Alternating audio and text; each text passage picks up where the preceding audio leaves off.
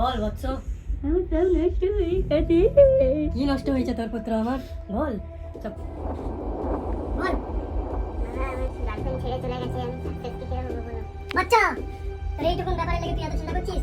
এক্ষুনি না না হ্যাঁ না বৎস, তোর নামটা কি বল? তোর নাম বল বৎস। আমার নাম কেষ্ট।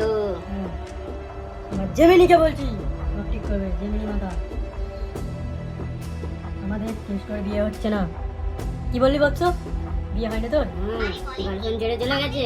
দাঁড়া দাঁড়া, জেমিনি আমাদের কেষ্ট দাদার গার্লফ্রেন্ড ছেড়ে চলে গেছে, লাইফে সাকসেস হতে পারছে না, কি করা যাবে? দাঁড়া বৎস, তোর শুরু করে শোন। কেষ্ট দাদার জন্য সমবেদনা রইল। তবে জীবনের এই কঠিন সময়গুলোই কিন্তু অনেক সময় বড় কোনো পরিবর্তনের শুরু হয়। মন খারাপ হওয়াটা স্বাভাবিক, কিন্তু এখানেই থেমে থাকলে চলবে না। লাইফে সাকসেস পাওয়ার জন্য এবং এই পরিস্থিতি সামাল দেওয়ার জন্য কিছু প্র্যাকটিক্যাল টিপস নিচে দেওয়া ভালো, এতে মন শান্ত হওয়ার সুযোগ পায়। কেষ্ট দাদার বিয়ে কবে হবে সেটা তো 1 কোটি টাকার প্রশ্ন।